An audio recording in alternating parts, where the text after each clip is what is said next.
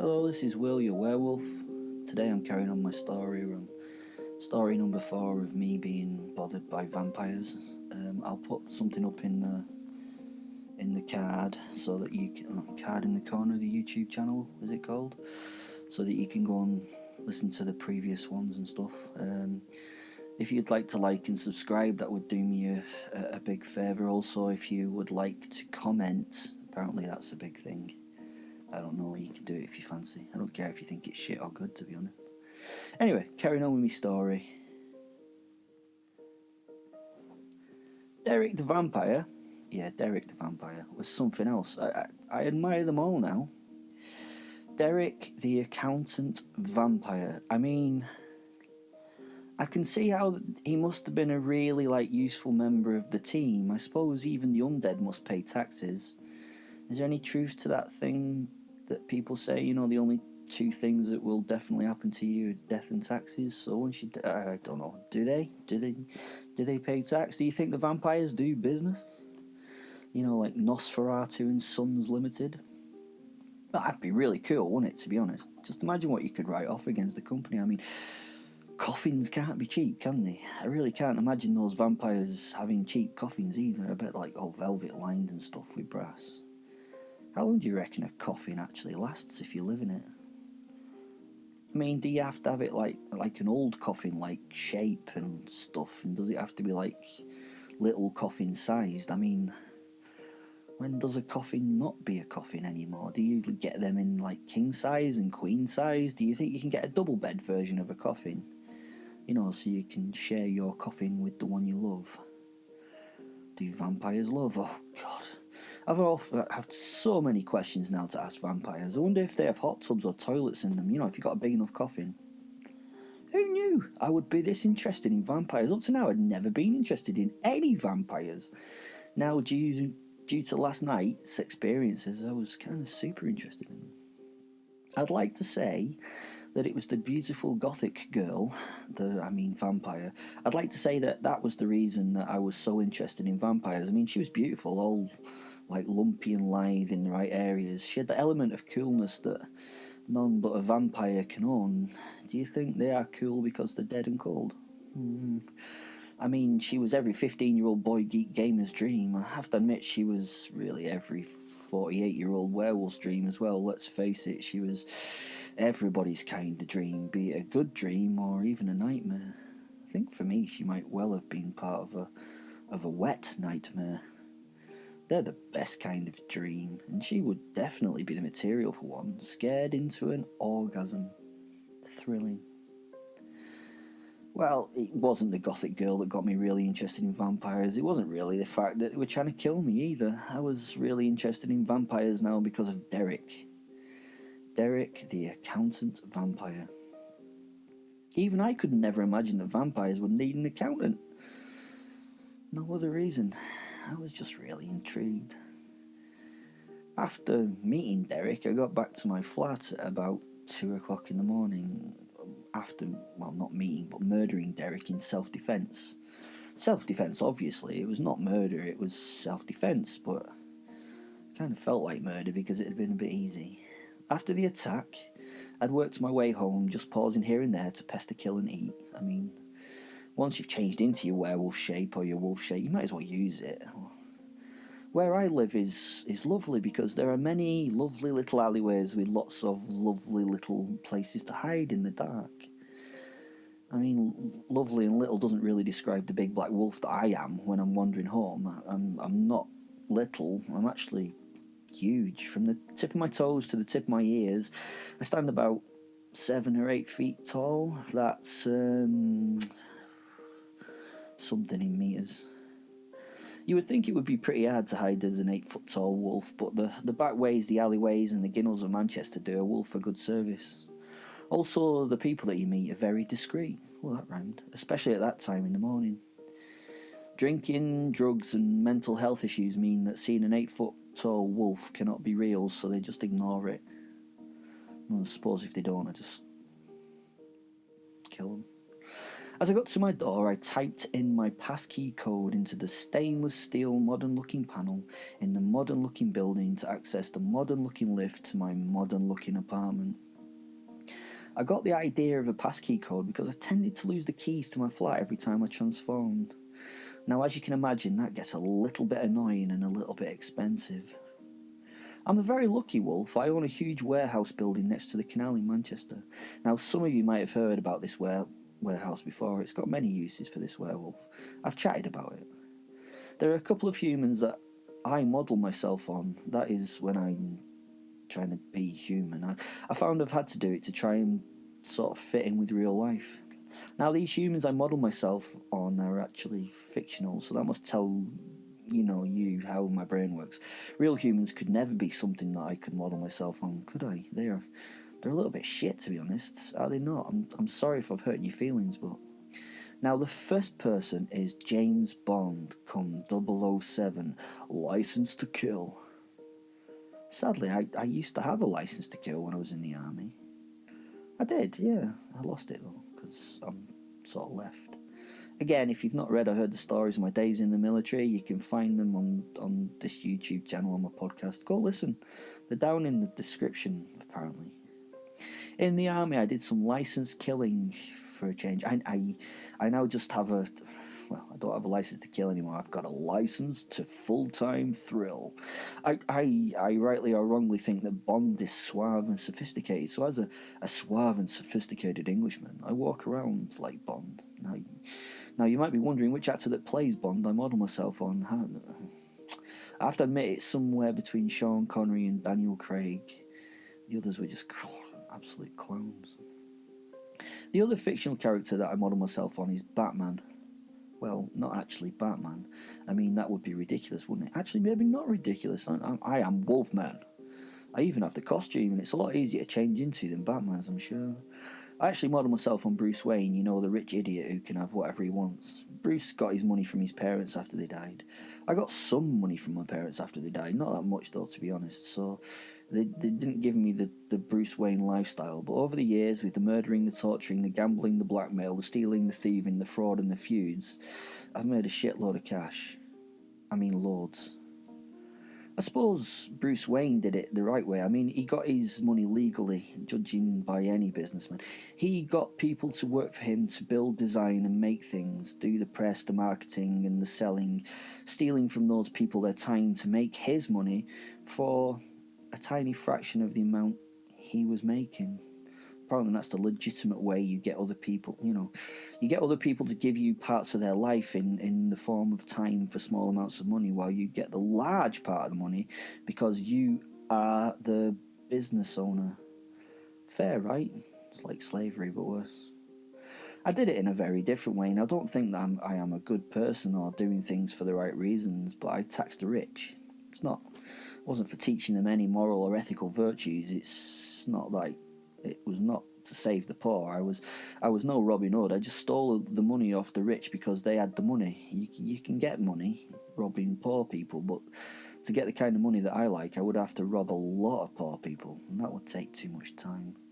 I do not have the time to spend on lots of people, so focusing on those with lots of cash makes a lot more fiscal sense.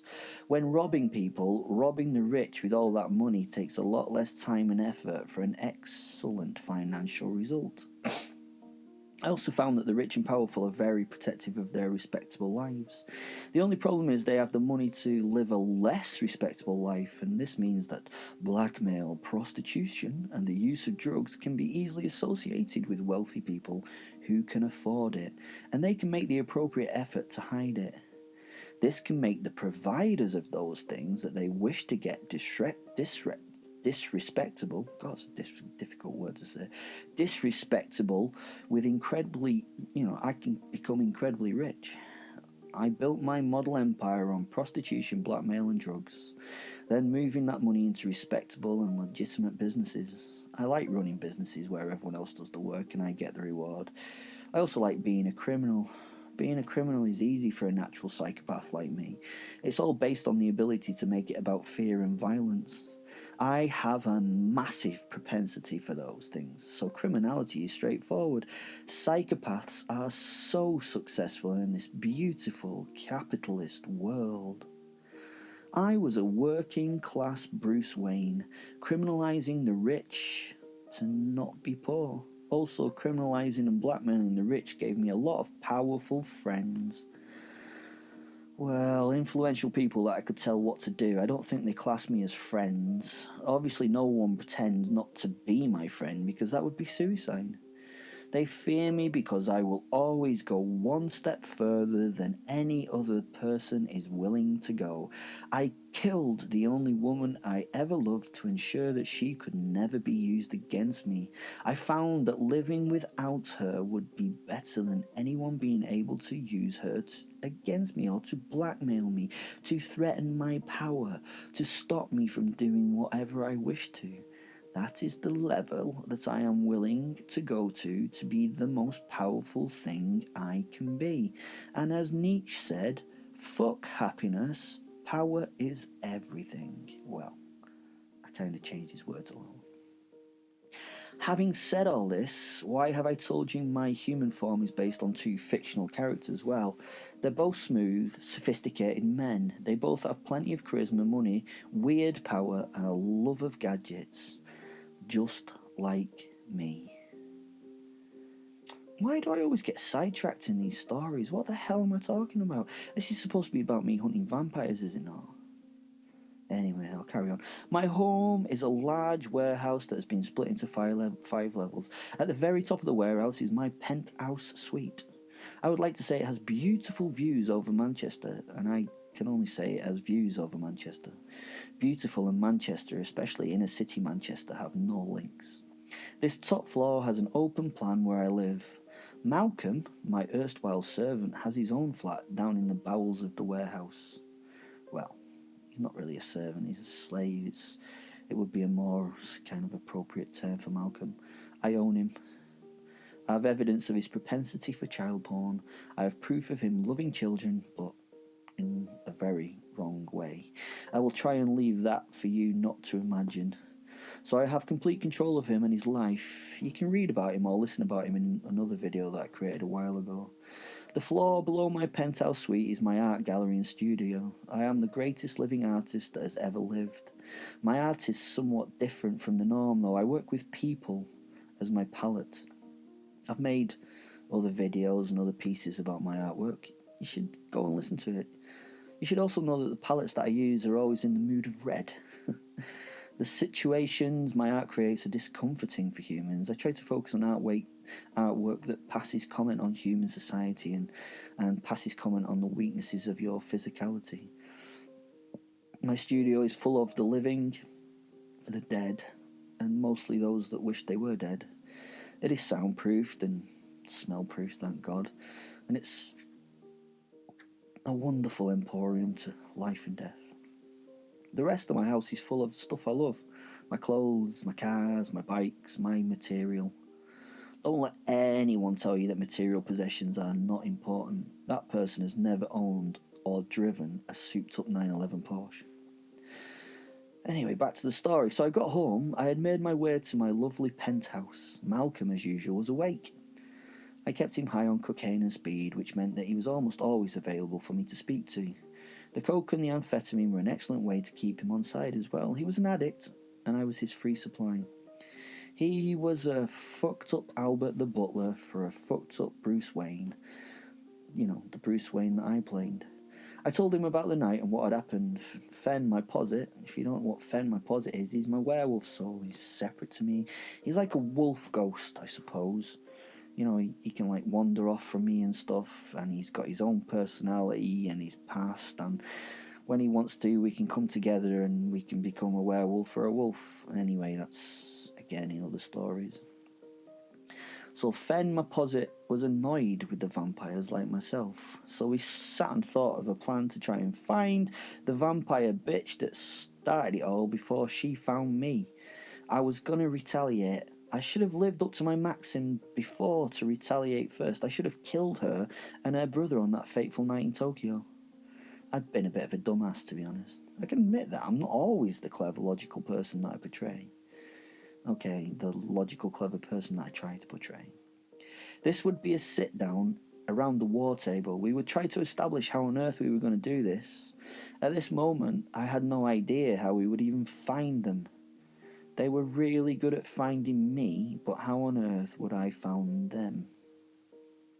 I sat on my shiny white leather couch at my shiny white coffee table with Malcolm wandered around on my shiny white marble floor. The posit took the sofa. Apparently he'd met this bitch a few 100 years ago, so maybe he could offer some help to find them. We sat and stared at each other while the scotch was poured into my ice-cold glass. Poor posit couldn't drink. I like to speak to my posit aloud when we're together and free from outside listeners. I mean, Malcolm doesn't matter. It just seems a little bit more respectful to do so. I was now sitting in blue jeans and a white t-shirt and not relaxed, but a little bit vexed to say the least. We were talking about how we would track this bunch of fangheads down, and to be honest, it wasn't going well, and we quickly concluded that we had no idea how we'd do that. That was suitably annoying. We had no idea where to start. We did not know anyone's name. I mean, the vampires' names. We had no idea where they would be, and because I was so self-centered and life was all about me, I knew nothing about vampires except what I'd learned from the movies. I'd never been interested in them before, you see, before meeting the vampire Derek, or being attacked. Knowing what people had learned about werewolves from the films and what bullshit that was, I guessed that my state of knowledge about vampires from the same sources would be piss poor as well. Malcolm was walking past when I was saying to the wolf, "I've no idea where to look for a fucking vampire."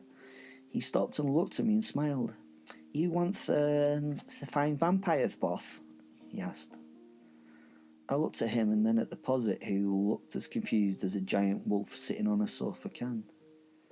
Yeah, we need to find some vampires that attacked me, like tonight and a few nights ago. I nodded at the wolf, were just trying to find out where we would find the sucking fuckers. "It's the underworld, obviously," he stated blindly. I didn't really understand these 3 words. What, you mean hell? I asked. I mean, these are real vampires that attack me, Malcolm. I've no idea if they go to hell, but I'm pretty sure that I can't get there. I shook my head dismissively and picked up my glass to swish the alcohol around it before taking a deeply pissed off gulp.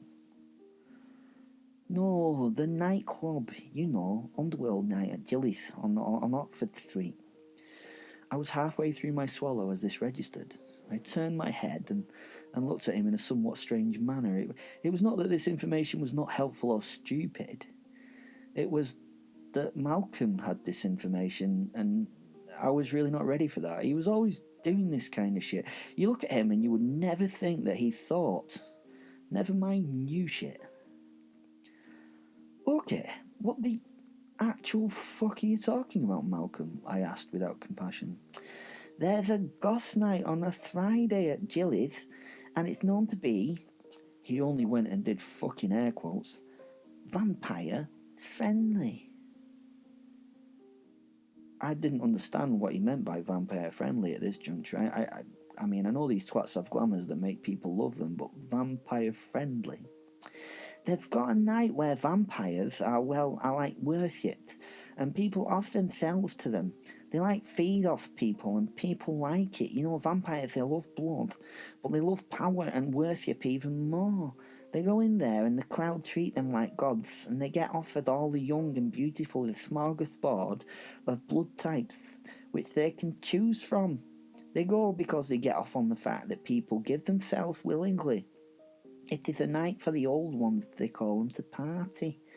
The night is a thinly disguised vampire wine tasting." The wine being, I interrupted him at this point as I knew what the fucking wine was. "Okay, right.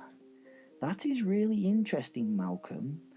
But how the fuck do you know this? How on earth do you know about this? Look at yourself. You aren't you're not gothic or that." I have to go off subject again. I need to describe this wonderful human being. He had shoulder-length, rusty ginger greasy hair. His skin is pallid, And his acne is acne, and that acne has the acne scars of a squeezer and someone with no idea of personal hygiene. However, I have tried to teach him many times. He wears glasses, but these are no ordinary glasses. They are those thick bottle-bottom motherfuckers that are so heavy on his head that the steel aviator frames have created a permanent scar on the bridge of his nose. They weigh so much they spend a lot of their time travelling down to his conch to the tip. As they are constantly on the move, they are constantly pushed back to the groove in his head. Oh, and surprisingly, they were not held together by clear tape. A shock, huh? That is what you expected, wasn't it? No, these poor frames had been sat on and squished underneath his arse so many times that they were so warped and buckled that your attention is drawn to them and not his feckless face. That nose is bulbous and full of blackheads that the lack of washing mixed with overzealous sebum release promotes. He had been a heavy drinker, but I soon beat that habit out of him because he couldn't function as a caretaker of my most valuable things when drunk. As I said before, I replaced his love of whiskey with a love of cocaine, which means he now needs me to fulfill his habit. He will never let me down for many reasons, but the main one is that he is an addict to my drugs. This change in drug choice means that his nose is red and hemorrhaged vessels are fading. They are being replaced with the sunken bulbous eyes of the coke fiend. He looks young for a man in his early 30s with acne and a baby face, so he's tried to grow a moustache and beard. I have to reiterate that he has tried to grow. It makes him look it makes him look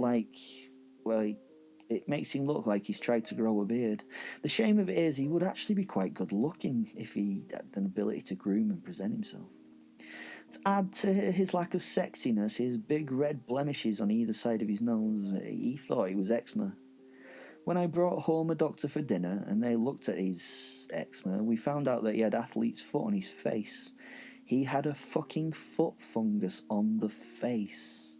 And the sad thing was he was feeding that fungus with the moisturiser with which he was trying to treat the eczema, which he didn't have.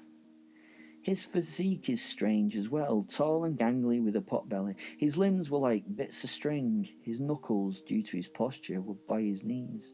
He has a hunchback of sorts. There was no literal lump there, but his posture was so hunched he had kyphosis of the upper spine. He was a hunchback, though, like all the great egos of literature. He had considerable sway in his back, just above his hips to match, making his spine look like a squished S from the side, kyphosis at the top and lordosis at the bottom.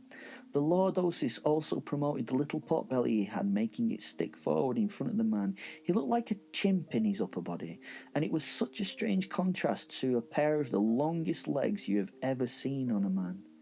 He looked like he was standing on stilts as his shins seemed overly long. Oh, and he had fuck-off huge feet to add to his grotesque nature. He was a size 18. Sadly, what they say about men with enormous feet is not true. They don't always have a huge cock. He really didn't. It was tiny. I mean tiny. It was so small, and he did no pubic grooming, so the poor little thing was lost deep in the shag pile of his red, hairy, massive pubes. He also had no idea of how to dress when I met him. The poor fucker, when I met him, had socks and sandals. Not only socks and sandals, but white socks and brown sandals. Well, they should have been white socks. They were no longer white. He had his dirty socked, massive feet in the biggest pair of what he would call Jesus sandals anyone could imagine as a child. Big brown leather sandals with big brass buckles. Yeesh! A herd of cows must have died to make those fuckers. I think to get trousers to fit correctly, he would have to have them tailored to fit. That was not a thing he would ever consider, though, so his grey nylon Farah trousers terminated well above his ankles. These pants were not, as we would say as kids, half-mast, but they were three-quarter length. I mean, it was a look. A real look. Oh, and he wore baggy shirts as a rule to try and hide the body beneath them. It didn't work. We've not finished describing this unfortunate fuck either. He had several nervous tics that ruled his life. The constant push of the glasses up his nose, even when they had not slipped, and being incredibly blinky, were just two of them. I had to get rid of the other, and that was It was disgusting. His hands would often be down the front of his trousers, rummaging there in his crotch. We had to stop that one. It made me feel uncomfortable when we were speaking. Let's finish it off with the final straws that the awful god that he really believed in and prostrated himself in front of had given him. He had a lisp and a high effeminate voice. He was fucking perfect for me, the ideal guy to manipulate by the perfect god, me. He worshipped at the altar of will and was loyal and particularly good at his job, so a slave to me he was. Oh, and a huge sexual pervert to boot. All in all, he was very not gothic. You know me, boss. I'm a huge perv, so I smell anything kinky within 100 square miles. The club is the scene of blood play, which is a kink that I have an extreme liking for. Well, you know me. I like that stuff like that, he said proudly. The people there are called fang hags. You get it? You know, you get fag hags who hang about gay men. So what they've cleverly done is subsumed that name and called themselves fang hags. You know, even the guys call themselves that because they're all androgynous and shit. I turned to my posit, who looked at me confused, shrugged his shoulders and laughed. Always good to have a massive perv in the household, Will. It seems like our only lead. I think that we have a date in the underworld tomorrow night. And then Fen started laughing and laughing, and it became hysterical. I didn't really realise what was going on until, in a moment where he could take a breath, he told me. The best thing about this is that there is a dress code to enter, and you will have to wear it. That's going to cause you more pain than the vampires ever did. I cannot wait to see you goth up, Will. And then he continued to laugh madly. I blinked my eyes. I swallowed the last of my scotch. I slammed the glass onto the table. Fuck me sideways, I said. That's the end of part 4 of the vampire thing. I think next time we'll be in the club, doing the killing. Hope you're there for the listening. Love you all. Bye.